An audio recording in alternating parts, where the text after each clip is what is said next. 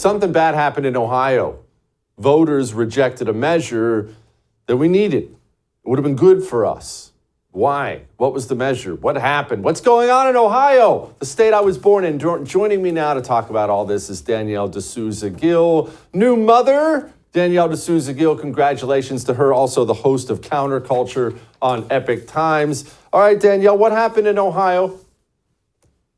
Well, Jesse, unfortunately, we lost something important there. Basically, people in Ohio were trying to pass something that would make it more difficult to amend their constitution. So right now, the people of Ohio could amend the Constitution just by a very small majority. And something that the Democrats want to do in November is make it so that abortion is allowed up until 9 months, that abortions could be had by, teenagers without parental consent. And so a lot of pro-lifers were hoping that by moving that threshold from a 50% majority to 60%, that it would be more difficult to pass something like that. And I think that this shows that the left knows that they don't have a 60% majority, for example, in Ohio, to allow for something like this. They won by less than that in kind of passing this measure. And so it just means that we have to be really on top of things in November, because they will be able to pass really radical things, even with just a very small margin of majority.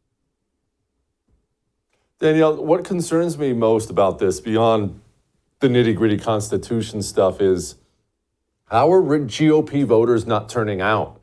Shouldn't GOP voters be frothing at the mouth right now and crawling across a mile of broken glass naked to go vote at the polls? I mean, that's what you should be doing right now, but they're not.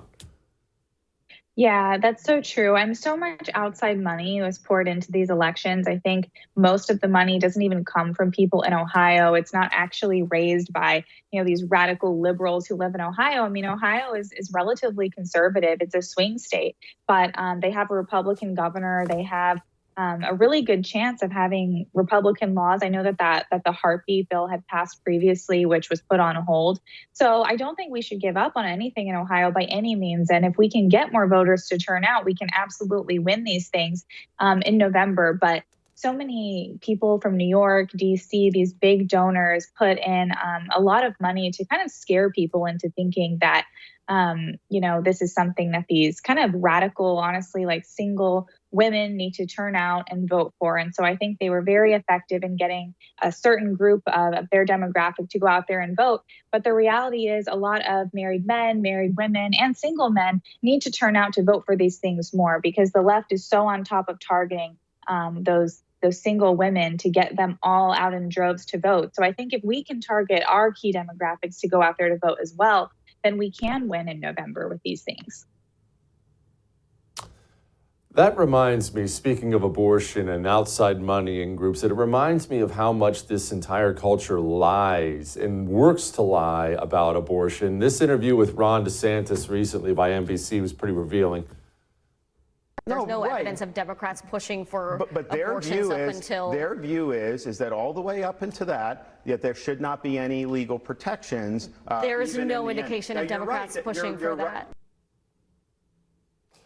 That's an outright lie. It is every Democrat in the Senate. It is honestly the stated position of every elected Democrat in the country that they want abortion all 9 months of pregnancy, and yet the media runs cover for them like that. What a disgrace.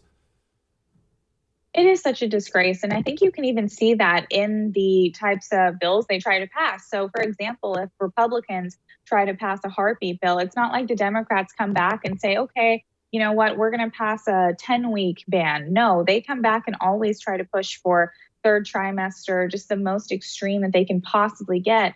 And so I've never even heard of Democrats trying to come up with any kind of other solution. And so, unfortunately, I think it just shows the fact that Democrats are so dug in on this issue and they won't give it up, even though so many people see how barbaric these late-term abortions are and see that this just isn't something that should even be available at that point. I have great news. If you enjoyed that, I have a YouTube channel you can subscribe to. Whatever I do, it'll be right there on YouTube. So go subscribe today.